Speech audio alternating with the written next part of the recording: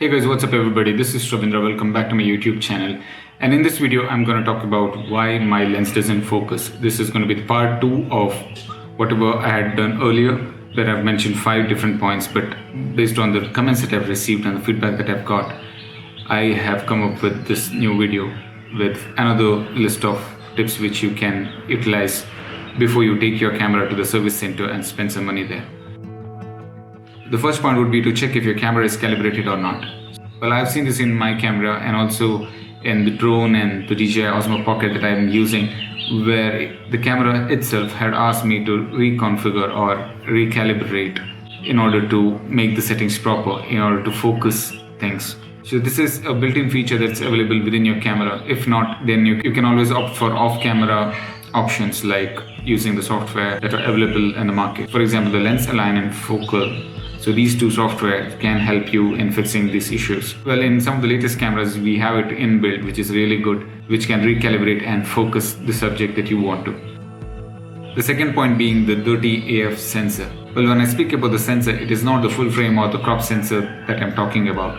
The AF sensors are somewhere at the bottom of the camera, which is mainly utilized to focus the subject. So if you're into outdoor photography, then the chances are higher that there might be some dust on top of these sensors. In order for your camera to work properly and to focus on the subject, the AF sensor will have to be super clean. So how do you clean this? There is this inbuilt feature called sensor cleaning mode, which is available in most of the cameras, especially the high-end cameras use something that you can find. I'm using the Nikon D610 and it has this built-in feature. So if you're using any other camera, say Canon or Sony or whatever it is, I'm sure there will be some feature of that sort which is equivalent to this. So there is the sensor cleaning mode that is available within the camera. So you can use this in order to clean the sensor that is by default, or you can set the interval as to when you want to clean the sensor. By default it will be disabled, or it depends on the camera. You can select an option to clean the sensor every time you switch off your camera, but then if you're doing that frequently, then I don't recommend that. But if you're into outdoor photography, you can opt for it. So once that is done, you can either use a blower to clean up, but make sure that if you're using the blower, it has to be super clean, or else better not use it. The third option is the AF mode. Make sure that you're using the right AF mode. Well, not using the AF mode properly. So it had happened to me recently where I tried to focus on a subject which was moving continuously. And for that, you need to enable AFC, or the AF continuous mode, in order to focus continuously. Or if I'm in a stationary place, like especially when you're recording yourself for a YouTube video, just like how I'm doing right now, the best option would be to disable that, because you're sitting in one stationary place without moving much. And even if you move your head around, it will be in one single plane and it won't be in and out. But by doing so, you can stop your lens from moving in and out multiple times. Or as mentioned in the previous video, you can focus on the subject first and then disable the autofocus, so that if you're in one single plane, it will always remain focused. And you have to make sure that the subject doesn't move out of that plane.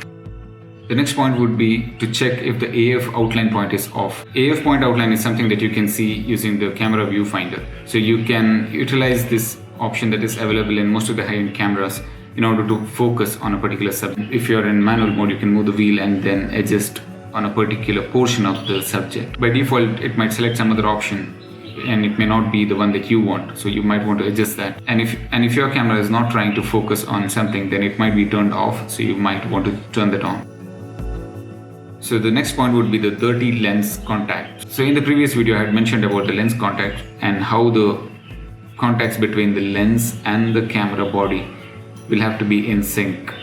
So I'm coming back to the same point, but with few additional things. In addition to being in sync, these contacts will have to be super clean, or else the communication won't happen between the camera body and the lens, because of which your camera will not be able to focus on the subject. Well, the next point would be to focus on a tough subject. Say for example, you have a subject which is similar to the background. It's of same color or same pattern.